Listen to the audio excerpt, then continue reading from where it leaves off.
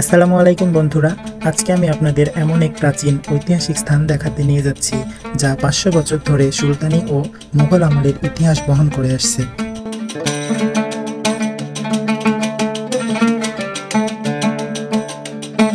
রাজশাহী শহর থেকে 48 কিলোমিটার দক্ষিণ পূর্বে অবস্থিত এই প্রাচীন ঐতিহাসিক বাঘা শাহী মসজিদ।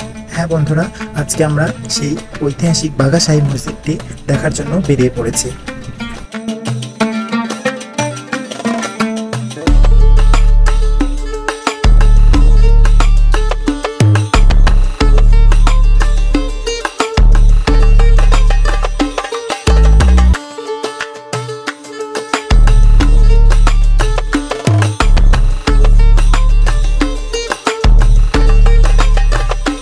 মসজিদটির সামনেই রয়েছে যিনি এই মসজিদটি নির্মাণ করেছেন তার কবর।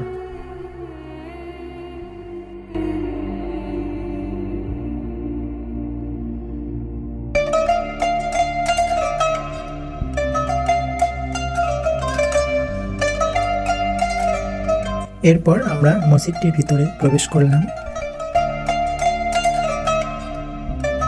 আজ শুক্রবার ছিল বলে মসজিদের ওপরে এরকমভাবে পর্দা টাঙিয়ে রেখেছে। অনেক লোকজন নামাজ পড়ে, এই জন্য যাতে রোদ না লাগে সেই জন্য এই উপরে ছাউনিগুলো দেওয়া হয়েছে। অপূর্ব কারুকাজ ও টেরাকোটায় নির্মিত এই মসজিদটি লম্বায় 75 ফুট, প্রস্থে 42 ফুট এবং উচ্চতা 24 ফুট 6 ইঞ্চি আর দেওয়াল চওড়াই 8 ফুট। বাংলাদেশের 50 টাকার নোটে এই প্রাচীন ঐতিহাসিক বাঘা শাহী মসজিদটির ছবি লক্ষ্য করা যায়। ইতিহাস থেকে জানা যায় 1897 সালে ভূমিকম্পের ফলে ঐতিহাসিক মসজিদটির ব্যাপক ক্ষতি হয় এবং 10টি গম্বুজ ভেঙে পড়ে। এর ফলে মসজিদটি দীর্ঘদিন পরিত্যক্ত ছিল। পরবর্তীতে 1976 সালে এই মসজিদটির পুনর্নির্মাণ করা হয়। এরপরে আমরা মসজিদটির ভিতরে প্রবেশ করলাম। এই মসজিদটি দেখে বোঝাই যাচ্ছে না যে এটা 500 বছর আগে নির্মাণ করা হয়েছে। 10 গম্বুজের এই মসজিদটির রয়েছে 5টি দরজা এবং 6টি স্তম্ভ।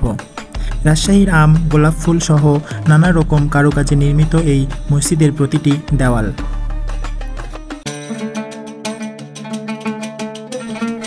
অনেক দূর দূরান্ত থেকে এখানে দর্শনার্থীরা এই মসজিদটি দেখার জন্য এসে থাকেন। নাসির উদ্দিন নুসরাত শাহ মসজিদটি তৈরির পাশাপাশি সুপেয় পানির অভাব পূরণের জন্য মসজিদটির পূর্ব পাশে 53 বিঘা আয়তনের একটি দিঘি খনন করেন।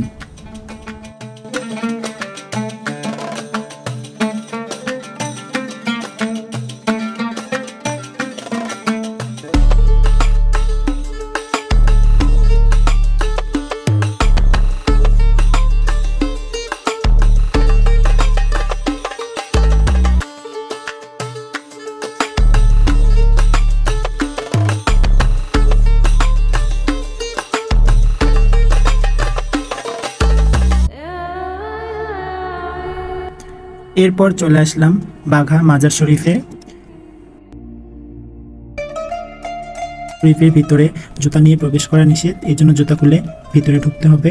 তো চলুন এবার মাজার শরীফের ভিতরে ঢোকা যাক। এটা হচ্ছে হযরত শাহদৌলার কবর।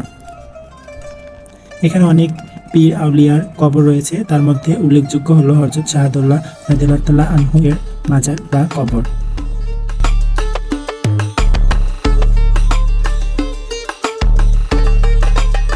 এখানে অনেক লোকজন এটা দর্শন করতে আসে এবং অনেক টাকা দিয়ে থাকে। এই যে ভিতরে দেখেন অনেক টাকা পড়ে আছে।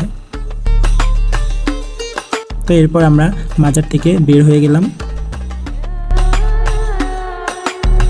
আর মাজারের সামনে দেখেন অনেক দূর দূরান্ত থেকে এখানে লোকজন এসে তাদের মনের ইচ্ছা বাসনা পূরণের জন্য মানত করে এবং গরু, খাসি, মুরগি নিয়ে এসে নিজেরা রান্না করে এবং গরিব দুঃখীর মাঝে বিতরণ করে। এদের সবার রান্না করা দেখে আমার সেই খাবার মন যাচ্ছিল, সেই সুন্দর গন্ধ বেড়াচ্ছিল, কিন্তু আমি খাবো না, কারণ তোমরা আবার সবাই বলবেন যে এক পকিন্নি খাওয়ার জন্য এটি বসাই আছে। তো অনেক বিনোদন দেওয়ার জন্য এই ভিডিওগুলো তৈরি করা হয়। আশা করি ভালো লাগবে। একটা লাইক দিলে কোনো ক্ষতি হবে না, বুড়ো আঙ্গুলের ঠাসাতে একটা লাইক করে দিও প্লিজ। তো সবাই ভালো থাকো, টাটা, বাই বাই।